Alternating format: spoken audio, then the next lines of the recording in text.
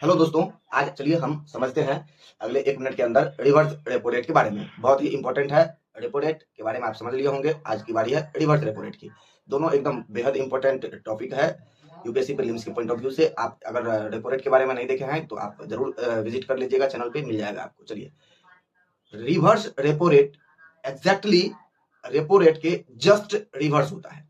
यानी जो repo rate में होता है एग्जैक्टली सेम टू सेम उसका अपोजिट होता है रिवर्स रेपो रेट में। तो क्या, तो अब देखिए रिवर्स रेपो रेट में क्या होता है कि रिवर्स रेपो रेट आरबीआई द्वारा जब मार्केट में लिक्विडिटी काफी बढ़ जाता है, यानी जब इन्फ्लेशन आ जाता है मार्केट में, तो आरबीआई द्वारा रिवर्स रेपो रेट का इस्तेमाल किया जाता है। यानी रिवर्स रेपो रेट का यूज किसमें किया जाता है? मार्केट से लिक्विडिटी को कम करने के लिए।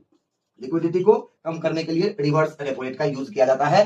ठीक है। इसमें अब देखिए क्या आर में यानी रेपो रेट में क्या होता था, आरबीआई के पास बैंक द्वारा, शेड्यूल बैंक द्वारा कोलेटरल रखना होता था गिरवी के रूप में। ठीक, यहां क्या है, आरबीआई के द्वारा, यहां क्या है, आरबीआई के द्वारा सिक्योरिटी रखना होता है किसके पास? बैंक के पास, शेड्यूल बैंक के पास। ध्यान रहे, बहुत बारीकी से सुनिएगा। आरबीआई के द्वारा रखा जाता है कोलेटरल सिक्योरिटी किसके पास? शेड्यूल बैंक के पास। ठीक है। तब जाकर के शेड्यूल बैंक क्या करता है? अपना पैसा, शेड्यूल बैंक अपना पैसा आरबीआई को जमा कर देता है।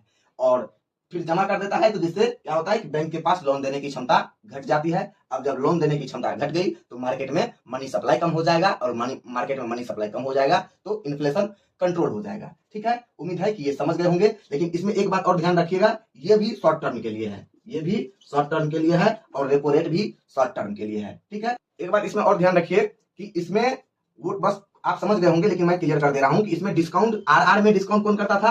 आरआर में यानी रेपो रेट में डिस्काउंट कौन करता था? डिस्काउंट करता था आरबीआई। ठीक है। लेकिन ट्रिपल आर में, रिवर्स रेपो रेट में डिस्काउंट जो है वो करता है बैंक करता है। ठीक है, बैंक करता है यानी बट्टा करता है। ठीक, इसका इंपैक्ट देख लीजिए मार्केट में क्या होता है कि जब जब रिवर्स रेपो रेट जब रिवर्स रेपो रेट का मान बढ़ता है तो मार्केट से लिक्विडिटी कम हो जाता है। ठीक है। ट्रिपल आर का मान, रिवर्स रेपो रेट का मान जब बढ़ेगा तो लिक्विडिटी कम होगा, जब ट्रिपल आर का मान घटेगा तो लिक्विडिटी बढ़ जाएगा। ठीक, ये क्लियर हो गया होगा। तो जल्दी से आप फटाफट एक कमेंट बॉक्स में आंसर दीजिए कि वर्तमान में रिवर्स रेपो रेट कितना % आरबीआई के द्वारा निर्धारित किया गया है। ठीक है। चलिए मिलते हैं नेक्स्ट वीडियो में। चैनल पे नए हैं तो सब्सक्राइब